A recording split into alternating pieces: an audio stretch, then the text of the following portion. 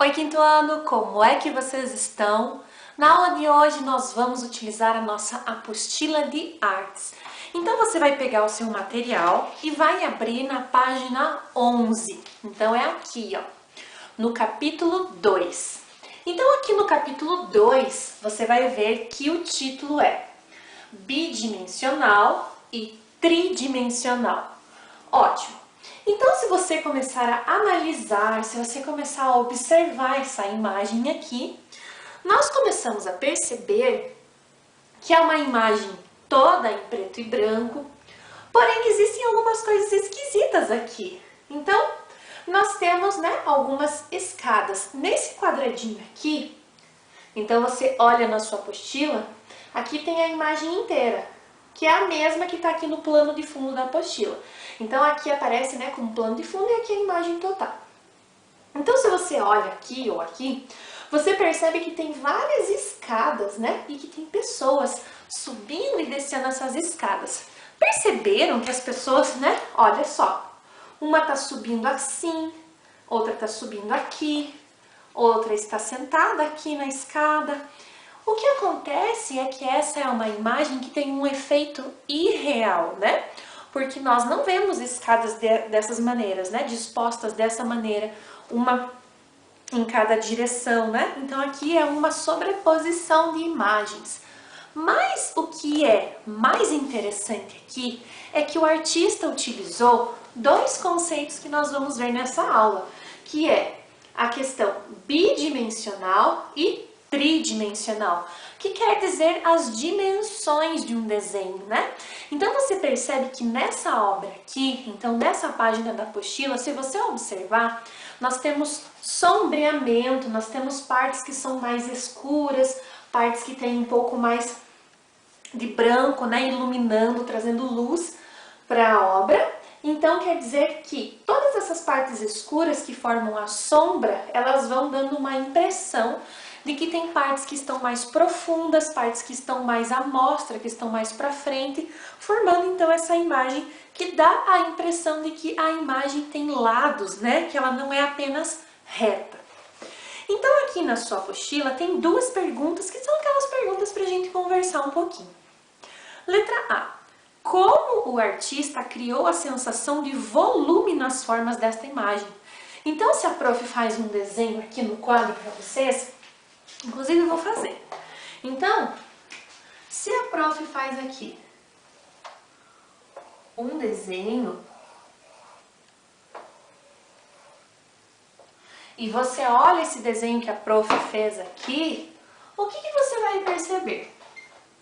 Que é um desenho plano, Se a prof colocar aqui umas frutinhas, deixar esse desenho aqui, é um desenho plano. Nós não temos profundidade, ele é um desenho reto.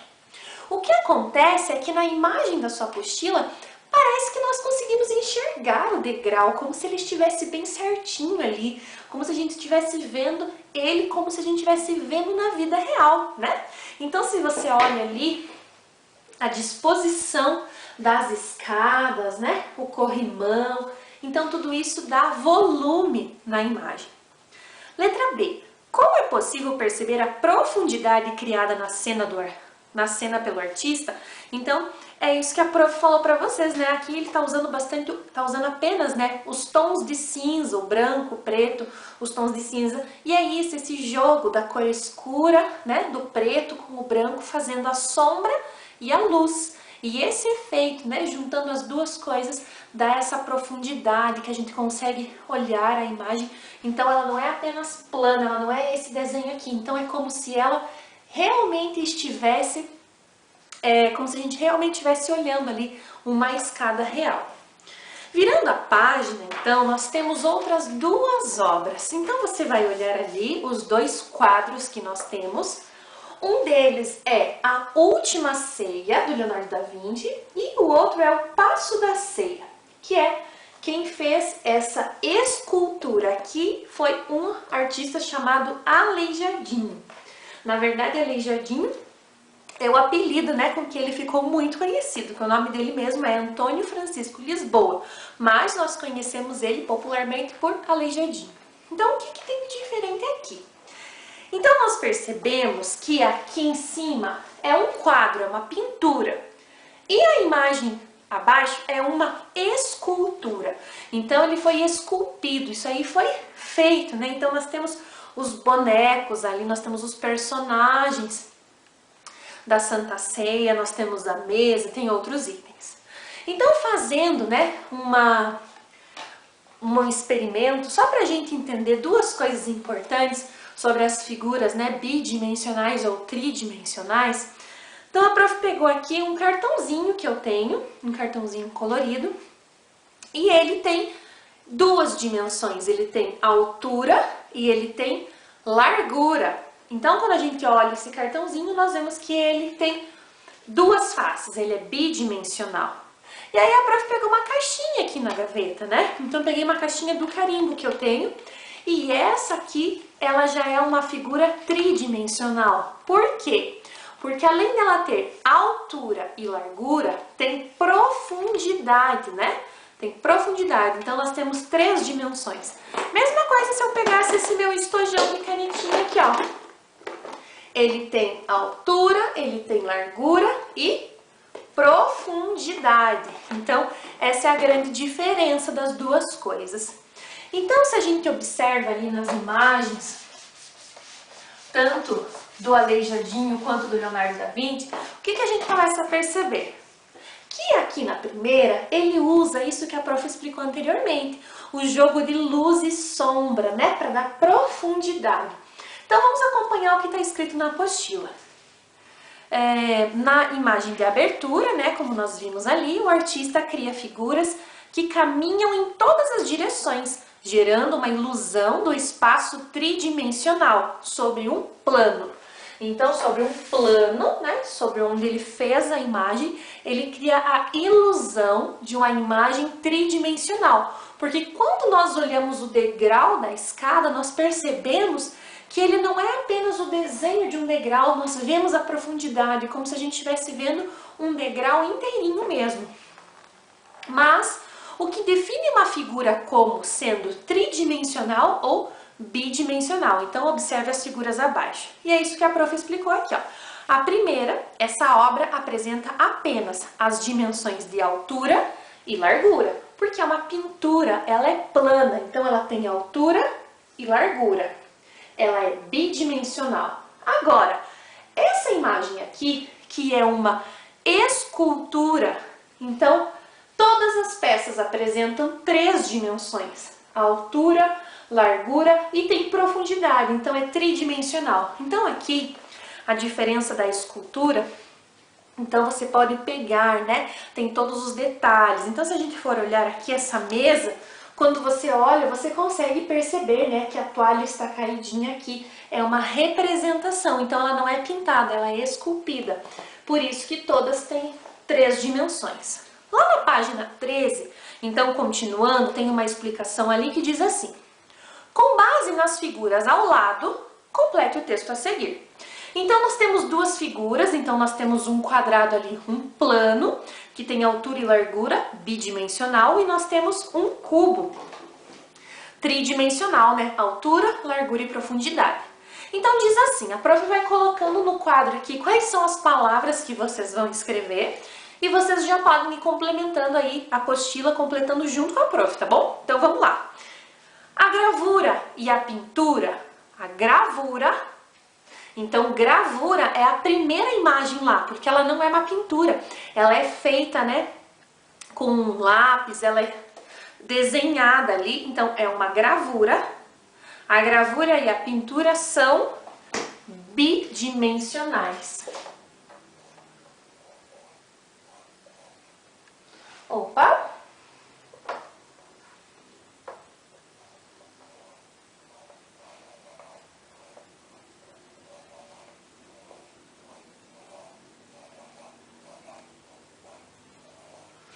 Bidimensionais. Ou seja, deixa eu trocar a cor da canetinha que vai ficar melhor. Ou seja, são planas e possuem duas dimensões, que é a altura, né, que são altura e largura.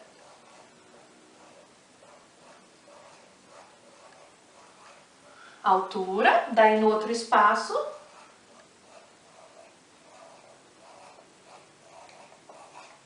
largura. Essas duas coisas aqui.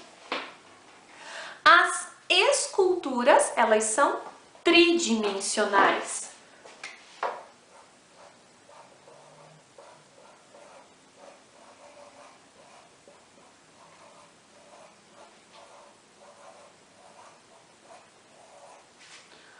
Tridimensionais, pois apresentam 3 dimensões: largura, altura e profundidade.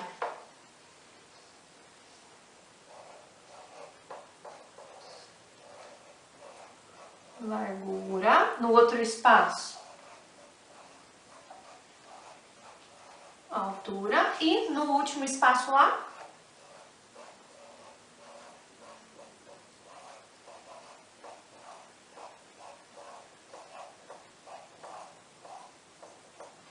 profundidade. Então você preenche bem certinho lá na sua apostila.